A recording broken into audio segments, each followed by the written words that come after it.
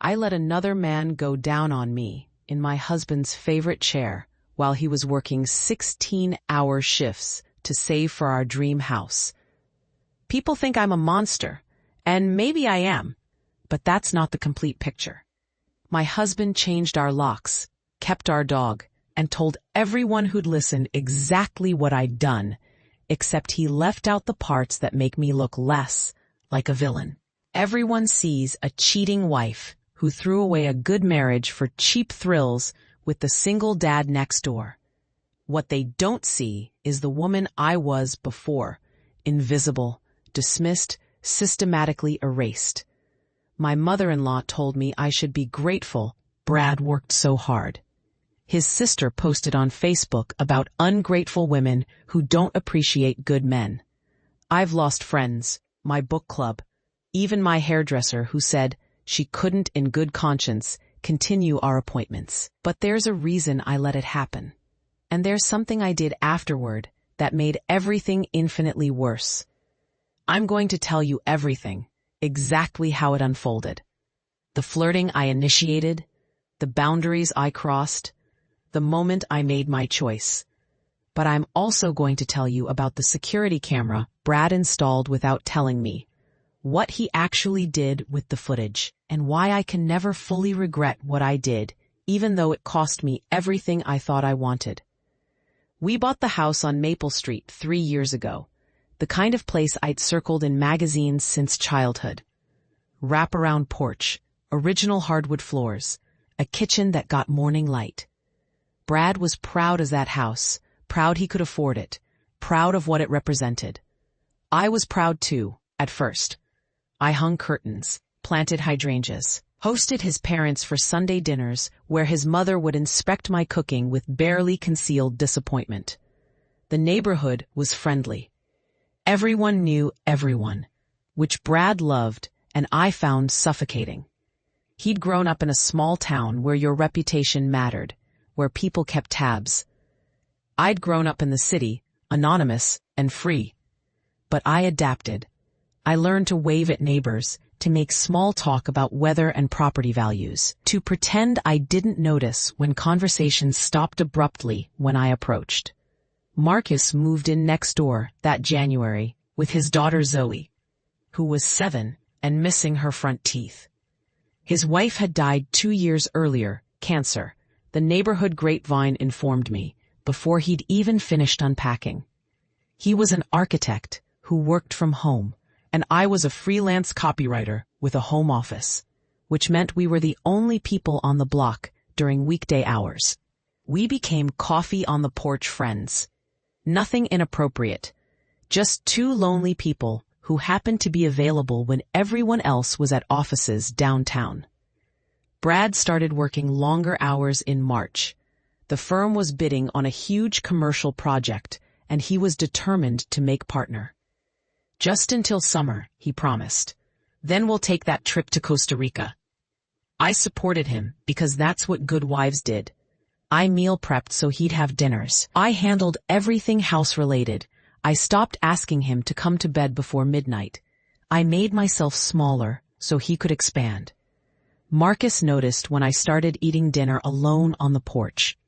He'd bring Zoe over sometimes, and you'd all have impromptu picnics on my front lawn.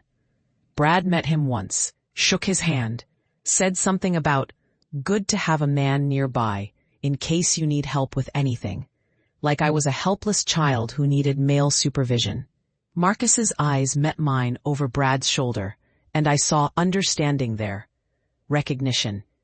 The first questionable thing I did was lie about how often Marcus and I talked. Brad would ask how my day was, and I'd mention working, maybe a grocery store trip. Nothing about the 2-hour conversation Marcus and I had about our college years, our dreams before life happened, the people we thought we'd become. It seemed easier not to mention it. Brad was stressed, and what did it matter? We were just friends. I started dressing differently on days I knew I'd see Marcus. Nothing obvious, just mascara instead of going barefaced, the jeans that fit better, a shirt that wasn't stained with coffee. I told myself I was just making an effort for myself, maintaining my appearance, being a functional adult, instead of the slovenly recluse I became when Brad worked late. But I felt Marcus's eyes on me, and I liked it. I liked being seen. Brad stopped touching me somewhere around April. Not suddenly, it was gradual, like a dimmer switch being turned down so slowly you don't notice until you're sitting in the dark. He'd come home exhausted, kiss my forehead, scroll through his phone while eating the dinner I'd made. We'd have sex maybe once a month, perfunctory maintenance sex, where I could tell he was mentally reviewing spreadsheets. Afterward, he'd pat my hip and fall asleep while I stared at the ceiling. I tried talking to him about it once. He said I was being needy, that he was under enormous pressure, that I should be more understanding of what he was sacrificing for our future. He made me feel selfish for wanting my own husband to look at me the way strangers did, so I stopped asking. I went back to being understanding, supportive, small. Marcus looked at me like I was interesting, like my opinions mattered, like I existed as more than a supporting character in someone else's story. We talked about books, about the news, about his daughter's adjustment to her new school. He asked questions and listened to my answers. It sounds pathetic, but that kind of attention was intoxicating after months of being functionally invisible in my own marriage. I knew I was developing feelings I shouldn't have. I knew I should create distance. Instead, I started finding excuses to need his help. A jar I couldn't open. His opinion on paint colors. Could he look at my laptop because it was running slowly? Each request was plausible deniability, but I was manufacturing connection. I was actively cultivating something I should have been shutting down. The day it happened was unremarkable. Brad had texted that he'd be home around 11, maybe midnight. Marcus's daughter was at a sleepover. He came over around 7 because I'd mentioned my garbage disposal was making a weird noise. He fixed it in 10 minutes, and I offered him a beer. We'd shared beers before.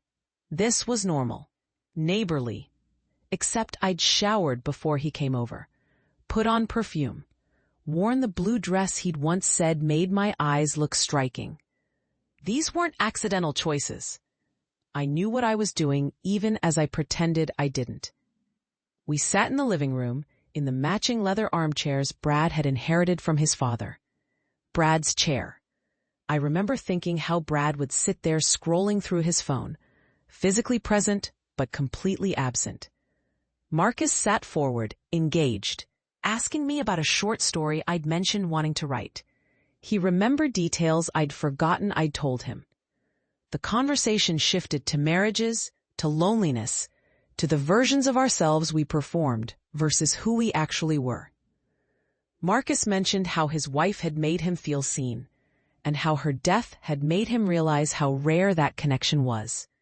He looked directly at me when he said, "You deserve to be seen." 4 words, and I felt something crack open in my chest. I don't remember who moved first. The details are blurry. Self-protective editing maybe.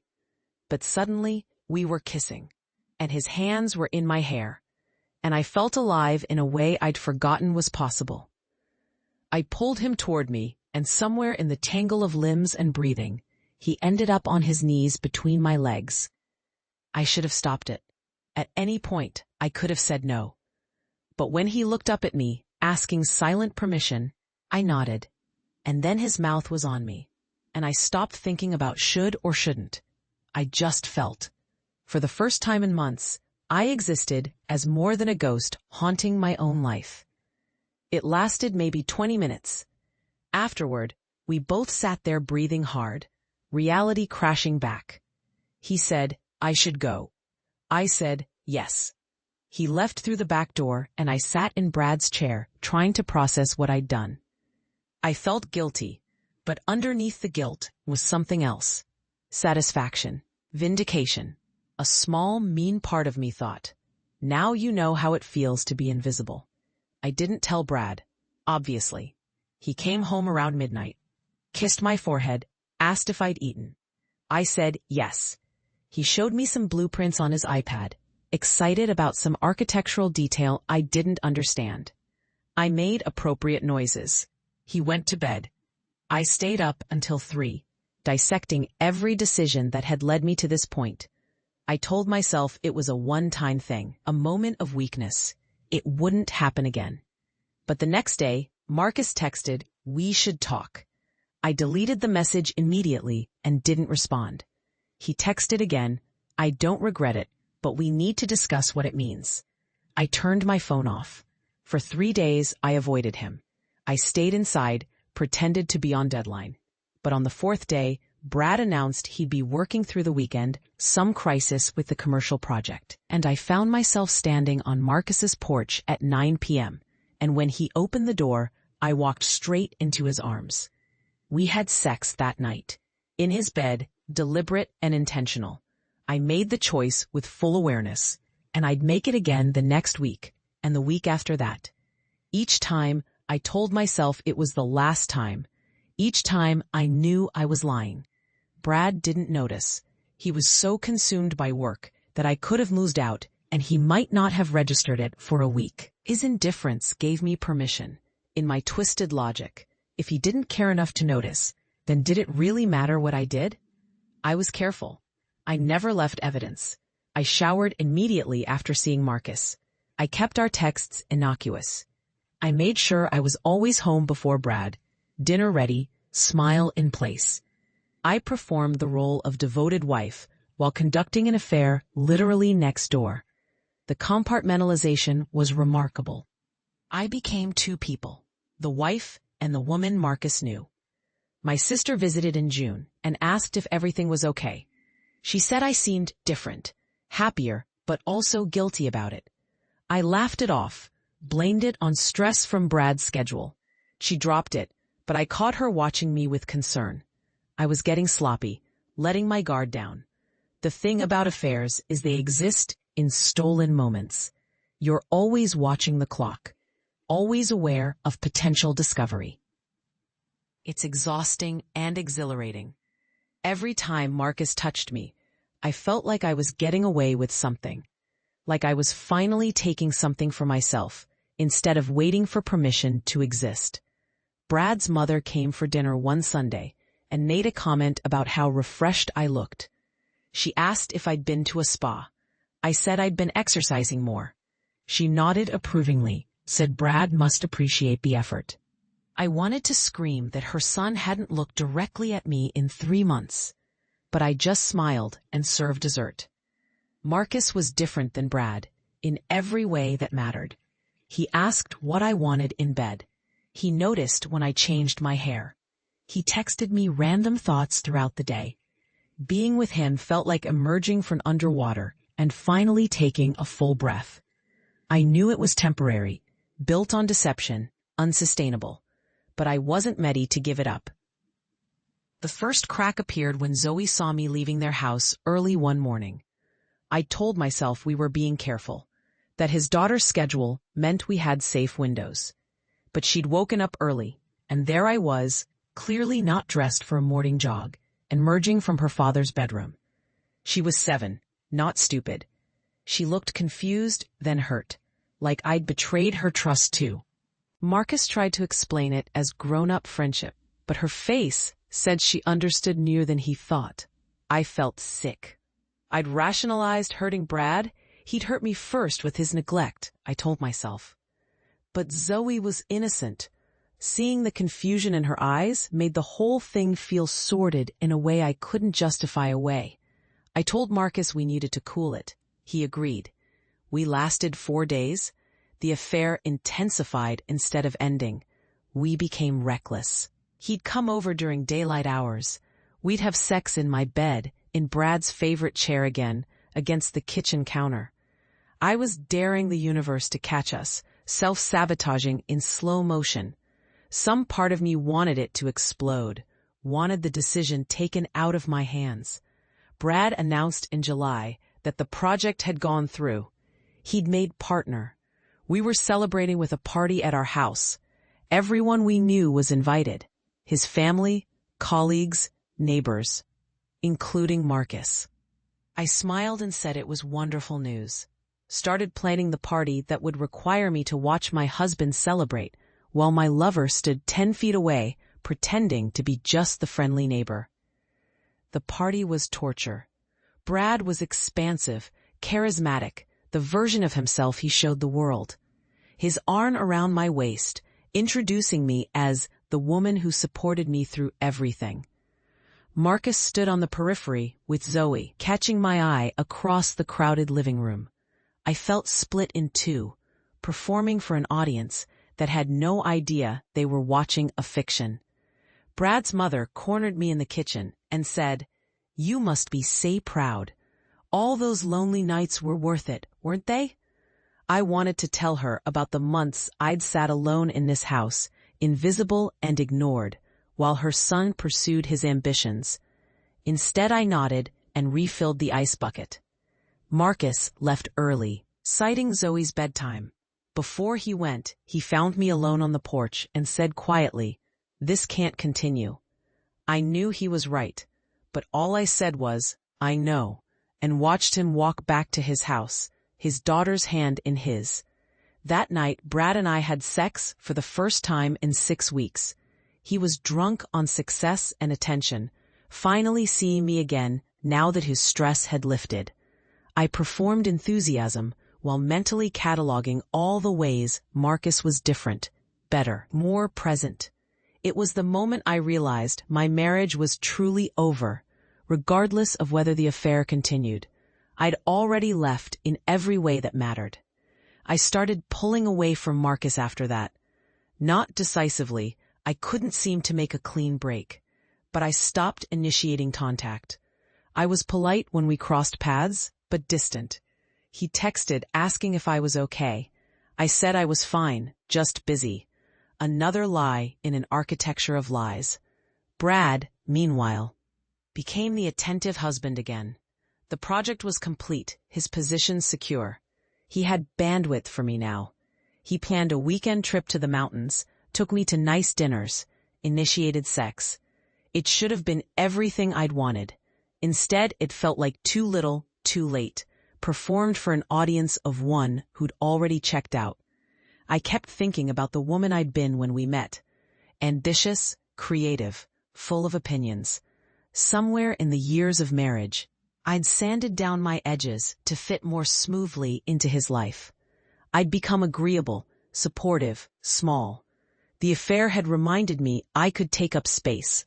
Even if it was wrong, it had woken something in me that refused to go back to sleep. Marcus tried to talk to me one afternoon in late July. He said we needed to be honest about what we wanted. I told him I didn't know what I wanted, which was partially true. What I knew was that I couldn't go back to who I'd been before him. But I also couldn't see a path forward that didn't destroy everything. He said, "You deserve to be happy." I said, "Maybe I don't. Maybe I deserve exactly what I've created." He looked sad then, like he finally saw what I'd known all along. I was using him as much as he was available to be used. We both wanted escape, and we'd found it in each other's bodies. But that wasn't the same as building something real.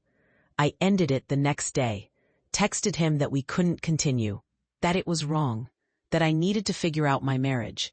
He responded, "I understand. I'm here if you need to talk." I deleted his number, though I had it memorized. More performance, more pretending I was capable of good choices.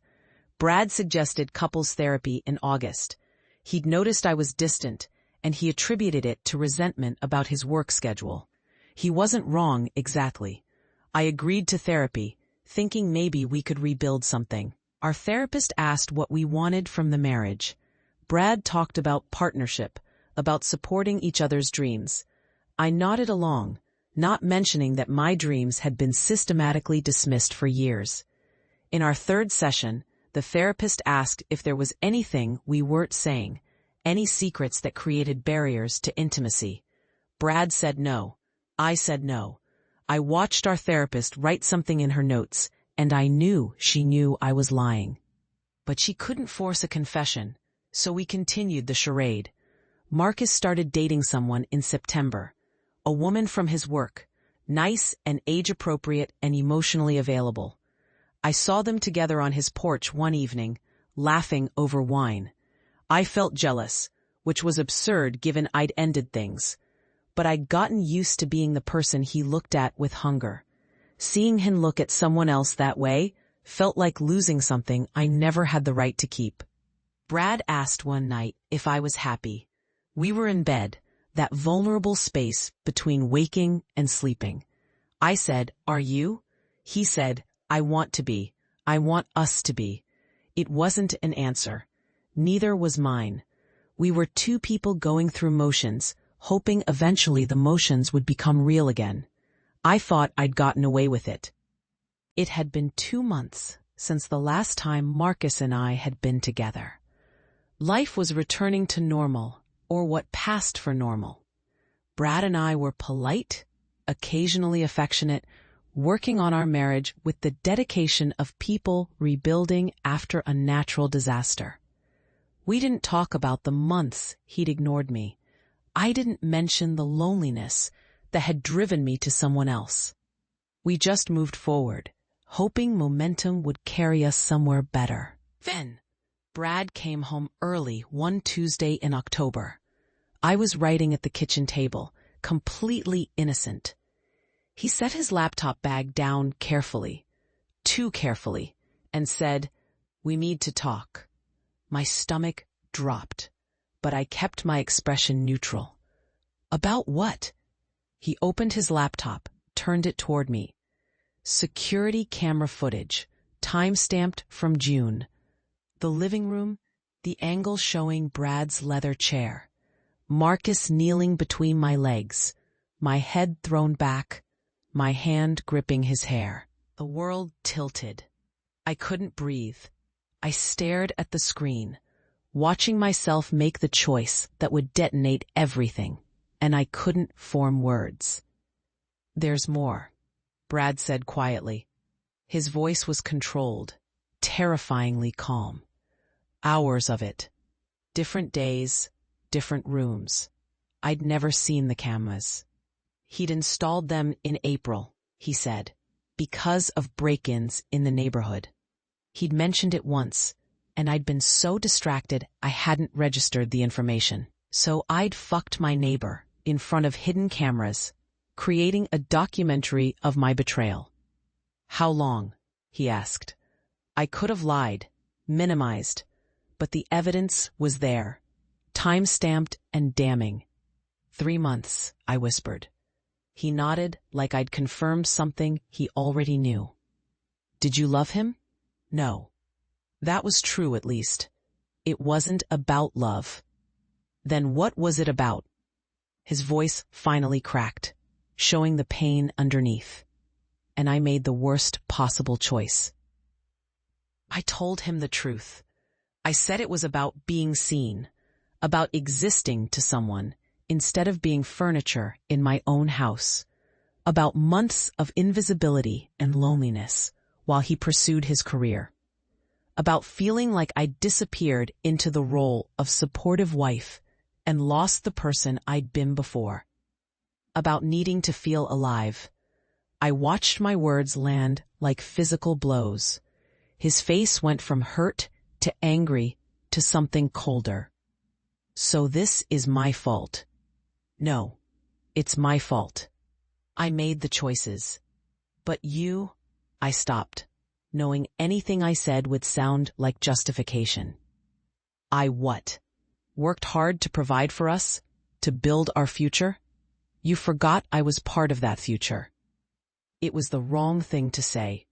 His expression shuddered completely. He closed his laptop. "Pack some things. I want you gone tonight." I tried to argue, to explain, to apologize more thoroughly. He held up a hand. "I don't want to hear it. I can't look at you. I need you out of this house." I packed a bag with shaking hands. Asked where I was supposed to go. He said that wasn't his problem. I'd clearly been resourceful in finding companionship. I could be resourceful in finding accommodation. The coldness was worse than anger. He'd erased me more thoroughly than months of inattention ever had. I went to my sister's place, showed up at her door at 10 p.m. with a suitcase and a face blotchy from crying. She let me in without questions, made up the spare room, brought me tea I didn't drink. The next morning, she asked gently what had happened. I told her everything. She didn't judge exactly, but she said, "You know you blew up your life, right?" I did know. I was beginning to understand the full scope of the damage. Brad changed the locks the next day, had divorce papers drawn up by the end of the week. His lawyer was aggressive, painting me as an unfaithful wife who'd carried on an affair in the marital home. My lawyer said I had no leverage. The security footage proved everything. Brad wanted the house, the furniture, the dog. I'd get my personal belongings and nothing else. The dog destroyed me. Cooper was a golden retriever we'd adopted together, but he'd been home alone with me during the affair, sleeping at my feet while I betrayed my vows. Brad said he couldn't trust me to care for anything that mattered to him, including the dog. I tried to visit Cooper once. Brad's mother answered the door, saw me, and said, "You have some nerve." She closed the door in my face. I sat in my car, watching Brad's house, my former life, and couldn't stop crying. The neighborhood found out quickly. Small community, everyone interconnected.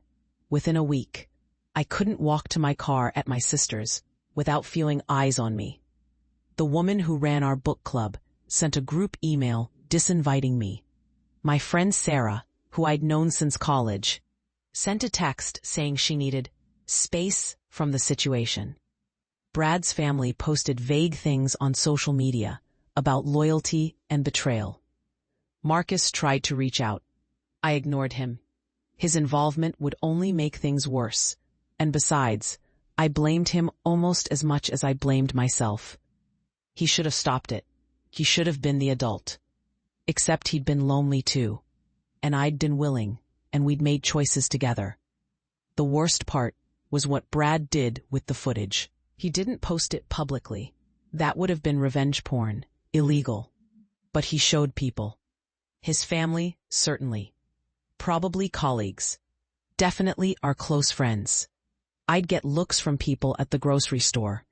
People who'd been to our house for dinner parties. Everyone knew. Everyone had seen or heard about the evidence of my worst decision. I lost my hairdresser, who posted on Facebook about setting boundaries with people who don't share my values. I lost our mechanic, who suddenly couldn't fit me into his schedule. I lost our couple friends, who obviously chose Brad.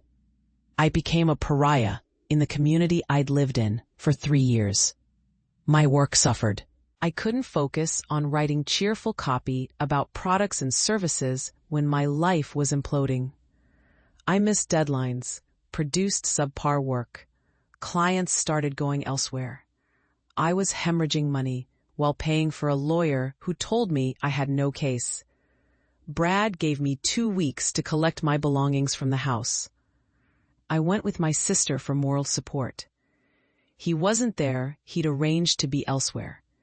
But evidence of my erasure was everywhere. Photos of us removed from walls. My books boxed up. My clothes piled in the spare room like garbage. He'd methodically excised me from the house we'd built together. I found Cooper's leash hanging in the mudroom and broke down. My sister held me while I sobbed, not just for the dog but for everything. The life I'd destroyed, the person I'd been, the future that had evaporated. We loaded my things into a truck. As we were finishing, Marcus came outside. We made eye contact across the yard. He looked guilty, miserable. I looked away first. Whatever we'd had was long over, killed by exposure and consequence. The divorce was finalized in December. I got almost nothing: my clothes, my computer, some books. Brad kept everything else. The settlement was brutal, but my lawyer advised accepting it. Fighting would cost more money and expose me to further humiliation. I signed the papers feeling numb. I moved to an apartment across town. Small, cheap, nothing like the house with the wraparound porch. Started over professionally, taking whatever freelance work I could find. Slowly rebuilt my client base under a different name, distancing myself from the reputation I'd destroyed. My therapist, a new one who didn't know Brad, asked if I regretted the affair. I said yes. She pushed, "Do you regret the action or the consequences?" "Both," I said, but also neither. The affair was wrong, destructive, selfish. But it woke me up from a life where I'd made myself invisible. It showed me I'd rather burn everything down than continue disappearing. "That's a lot of destruction for a lesson you could have learned through communication," she said. She wasn't wrong. I ran into Brad's mother at Target 6 months after the divorce. She saw me, her face hardened, and she turned her card around. The rejection still stung, but less than it would have before. I was learning to live with being the villain in other people's stories. Marcus moved away in the spring. Someone told me he'd gotten a job in Portland, was starting fresh. I wondered if he'd told his new coworkers about the married neighbor he'd slept with, if that story would follow him, or if he'd get the fresh start I couldn't have. I hoped, genuinely, that he found what he was looking for. I started dating again, cautiously. Disclosed my history up front. I cheated on my ex-husband, destroyed my marriage, lost everything. Most men ran. A few stayed, intrigued by the drama. Those relationships never worked. You can't build something healthy when you're still excavating wreckage. Brad remarried eventually. Someone from his firm, appropriate and professional. I saw the wedding photos online. They looked happy. The house with the wraparound porch in the background, the life I'd walked away from. I felt nothing, which felt like progress.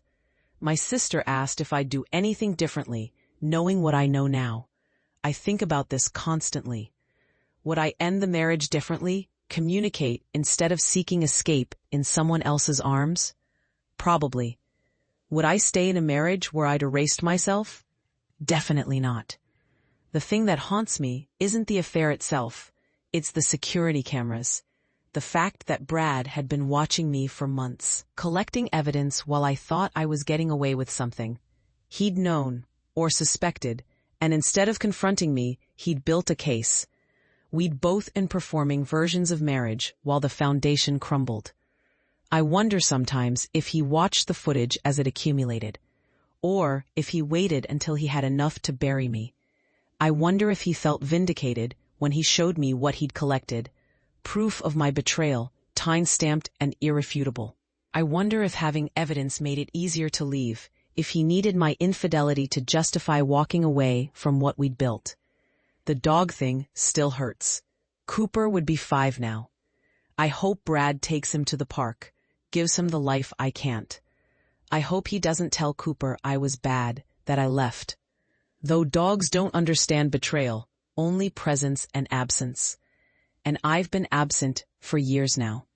I'm telling this story because I saw Brad yesterday. First time in 2 years. We were at the same coffee shop, and our eyes met across the room. He looked happy, settled. I probably looked tired. I've been working long hours, rebuilding what I destroyed. He nodded once, civil acknowledgement. I nodded back. Then we both went back to our separate lives. Seeing him made me realize I needed to tell this story honestly. Not the version where I'm the victim of his neglect, or the version where I'm the cheating wife who got what she deserved. The complicated truth, where I made terrible choices for understandable reasons and lost everything because of it. People want moral clarity, heroes and villains, right and wrong. But most of us exist in the messy middle, making questionable decisions and living with consequences. I hurt someone who'd hurt me first, though his hurt was passive and mine was active. I destroyed my marriage to escape a version of myself I couldn't stand to be anymore. I chose badly, repeatedly. and I lost the right to be considered trustworthy. Was I wrong to have the affair? Absolutely. Was Brad wrong to ignore me for months? To install secret cameras instead of talking to me? To systematically destroy my reputation after? Also, yes. Can both things be true? They have to be, because they are. I'm not asking for forgiveness or understanding.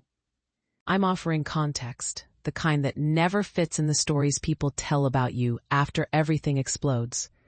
The neighbor ate me out while my husband worked late. Brad changed the locks and kept the dog. And I became the cautionary tale about what happens when you try to feel alive in someone else's arms instead of fixing what's broken in your own life. I'm learning to live as the villain in multiple people's stories while being the complicated protagonist of my own. It's uncomfortable, carrying the weight of my choices, while knowing I'd still make some of them again. I'm different now, more honest, less willing to disappear, more aware of the cost of seeking validation externally instead of building it internally. But I'm also lonelier, more isolated, still rebuilding trust with myself, let alone anyone else. Some lessons cost everything to learn, and you still can't be sure you've learned them correctly until you're tested again. I haven't been tested yet. I don't know who I'd be in another failing marriage, if I'd communicate or escape, if I'd choose differently. I only know I can't go back to being invisible. Whatever that costs, whatever that makes me, I've decided it's worth it. Even if everyone else disagrees.